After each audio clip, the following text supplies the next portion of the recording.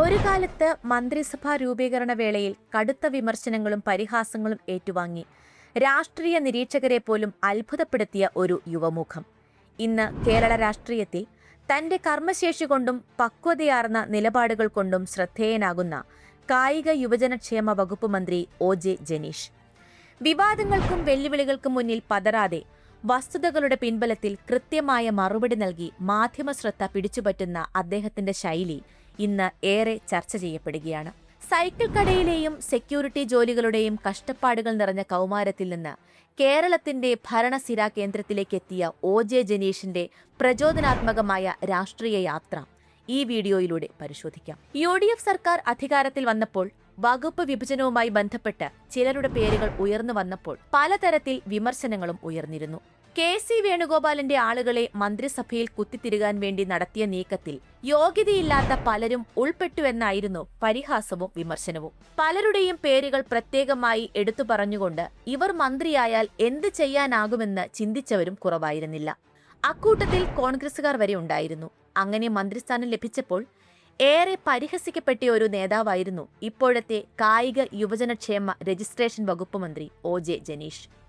എന്നാൽ ചുരുങ്ങിയ കാലം കൊണ്ട് തന്നെ സ്വന്തം വ്യക്തിമുദ്ര പതിപ്പിക്കാനും അദ്ദേഹത്തിന് സാധിച്ചു. വിദ്യാർത്ഥി യുവജന പ്രസ്ഥാനങ്ങളിലൂടെ കടന്നുവന്ന് കൊടുങ്ങല്ലൂരിൽ നിന്ന് നിയമസഭയിലെത്തിയ അദ്ദേഹം മന്ത്രി എന്ന നിലയിലുള്ള തന്റെ പ്രവർത്തനങ്ങളിൽ പുലർത്തുന്ന മിടുക്കും കൃത്യതയും കൊണ്ട് ഇതിനകം ശ്രദ്ധേയനായി കഴിഞ്ഞു. രാഷ്ട്രീയ എതിരാളികൾ ഉയർത്തുന്ന ആരോപണങ്ങൾക്കും കായിക വകുപ്പുമായി ബന്ധപ്പെട്ട് ഉയർന്ന പുതിയ വിവാദങ്ങൾക്ക് മുന്നിൽ പക്വതയോടെയും വസ്തുതാപരമായ തെളിവുകളോടെയുമാണ് അദ്ദേഹം മാധ്യമങ്ങളെ അഭിമുഖീകരിക്കുന്നത്. ഇതുതന്നെയാണ് അദ്ദേഹത്തെ കൂടുതൽ സ്വീകാര്യനാക്കുന്നതും. വിവാദ വിഷയങ്ങളിൽ കൂടുതൽ കുഴപ്പങ്ങളിൽ ചെന്ന് ചാടാതെ അളന്നുമുറിച്ചുകൊണ്ട് എന്നാൽ കൃത്യമായ മറുപടിയുമായാണ് അദ്ദേഹം കഴിഞ്ഞ ദിവസങ്ങളിൽ മാധ്യമങ്ങൾക്ക് മുന്നിലെത്തിയത്. അടുത്തിടെ ഏറെ കോലാഹലങ്ങൾ സൃഷ്ടിച്ച മെസ്സിയുടെയും അർജന്റീന ഫുട്ബോൾ ടീമിന്റെയും കേരള സന്ദർശനവുമായി ബന്ധപ്പെട്ട വിവാദങ്ങളിൽ മന്ത്രി ഒ.ജെ. ജനീഷ് നടത്തിയ പ്രതികരണങ്ങൾ അദ്ദേഹത്തിലെ ഭരണാധികാരിയുടെ പക്വത വ്യക്തമാക്കുന്നതായിരുന്നു. മുൻ സർക്കാരിന്റെ കാലത്ത് നടന്ന നടപടിക്രമങ്ങളിലെ വീഴ്ചകളെയും നിയമലംഘനങ്ങളെയും കുറിച്ച് മാധ്യമങ്ങൾക്ക് മുന്നിൽ അദ്ദേഹം കൃത്യമായ കണക്കുകളോടെ വിശദീകരണം നൽകി. വൈകാരികമായ പ്രസ്താവനകൾക്ക് പകരം കായിക വകുപ്പ് രഹസ്യമായി നടത്തിയ അന്വേഷണ റിപ്പോർട്ടിലെ വസ്തുതകൾ മുൻനിർത്തിയാണ് അദ്ദേഹം സംസാരിച്ചത്. ആരോടും വ്യക്തിപരമായ വിരോധമില്ലെന്നും എന്നാൽ ജനങ്ങളെ തെറ്റിദ്ധരിപ്പിക്കുന്ന തട്ടിപ്പുകൾ പുറത്തുകൊണ്ടുവരേണ്ടത് സർക്കാരിന്റെ ബാധ്യതയാണെന്നും അദ്ദേഹം വ്യക്തമാക്കി. പ്രത്യേകിച്ച് റിപ്പോർട്ടർ ടിവിയുടെ എം.ഡി. ആന്റോ അഗസ്റ്റിന്റെ വെല്ലുവിളിയെ അദ്ദേഹം നേരിട്ട രീതിയും പ്രശംസനീയമായിരുന്നു. മെസ്സിയുടെ കേരള സന്ദർശനവുമായി ബന്ധപ്പെട്ട ആരോപണങ്ങൾ തെളിയിച്ചാൽ 1 കോടി രൂപ ഇനാം നൽകുമെന്ന റിപ്പോർട്ടർ ചാനൽ എം.ഡിയുടെ പ്രസ്താവനയ്ക്ക് ഇത് റിയാലിറ്റി ഷോ പോലെ മത്സരം നടത്തി ഇനാം പ്രഖ്യാപിക്കേണ്ട വിഷയമല്ലെന്നും രാജ്യത്തെ നിയമവ്യവസ്ഥയ്ക്ക് അനുസരിച്ചാണ് ഇത്തരം കാര്യങ്ങളിൽ തീരുമാനമുണ്ടാകേണ്ടതെന്നുമായിരുന്നു അദ്ദേഹത്തിന്റെ മറുപടി. വെല്ലുവിളികൾക്ക് അതിനേക്കാൾ വലിയ വെല്ലുവിളി നടത്തുന്ന രാഷ്ട്രീയ നേതാക്കളെ കണ്ടു ശീലിച്ചവർക്ക് നിയമത്തിന്റെ പ്രാധാന്യം എടുത്തു പറഞ്ഞുകൊണ്ട് നടത്തിയ മറുപടി വേറിട്ട അനുഭവമായിരുന്നു. അതുപോലെ ജനീഷിന്റെ പേഴ്സണൽ സ്റ്റാഫ് അംഗം Jason ജെയിംസും Karunagappally MLA. സി.ആർ. മഹേഷും seat belt ധരിക്കാതെയുള്ള യാത്ര വിവാദമായപ്പോഴും ജനീഷിന്റെ മറുപടി കൃത്യമായിരുന്നു. എന്റെ സ്റ്റാഫ് ആയതുകൊണ്ട് പ്രത്യേക ഇളവൊന്നുമില്ല. അങ്ങനെ വാഹനം ഓടിക്കാൻ പാടില്ല എന്നുള്ളതാണല്ലോ നമ്മുടെ നാട്ടിലുള്ള നിയമമെന്ന് പറയുന്നത്. എന്റെ പേഴ്സണൽ സ്റ്റാഫിന് പ്രത്യേകിച്ച് ഭരണഘടനാപരമായ പ്രത്യേകതയൊന്നുമില്ല.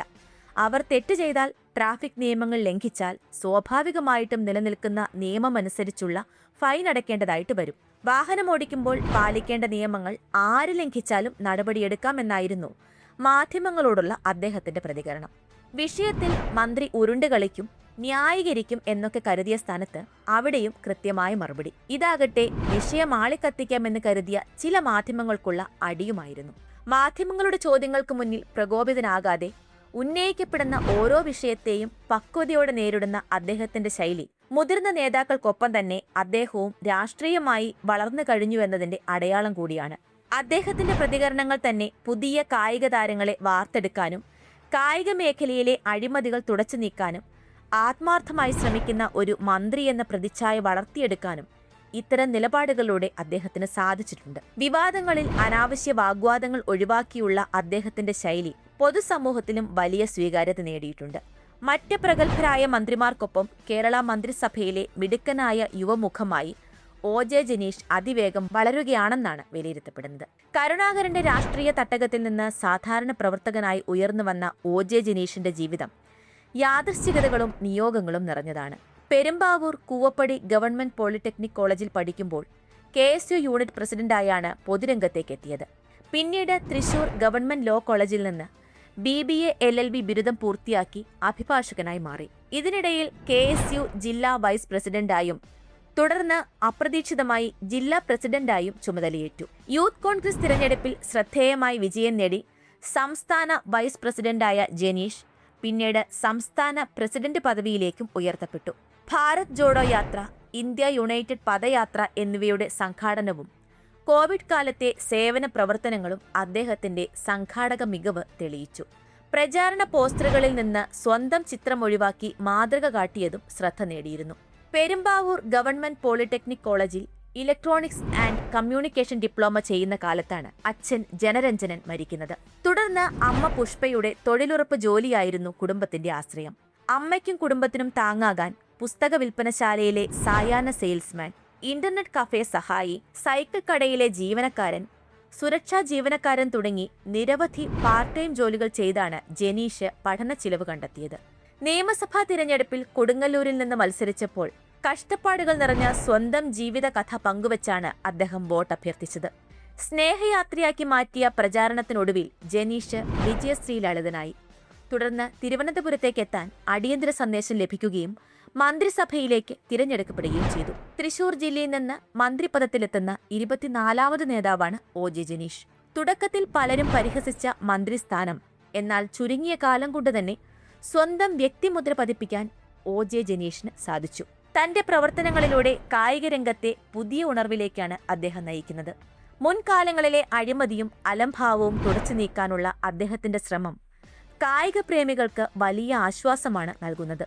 വിമർശനങ്ങൾക്കും വാഗ്വാദങ്ങൾക്കും മുന്നിൽ പതറാതെ തികഞ്ഞ പക്വതയോടെയും വസ്തുതാപരമായ തെളിവുകളോടെയുമാണ് അദ്ദേഹം മറുപടി നൽകുന്നത്.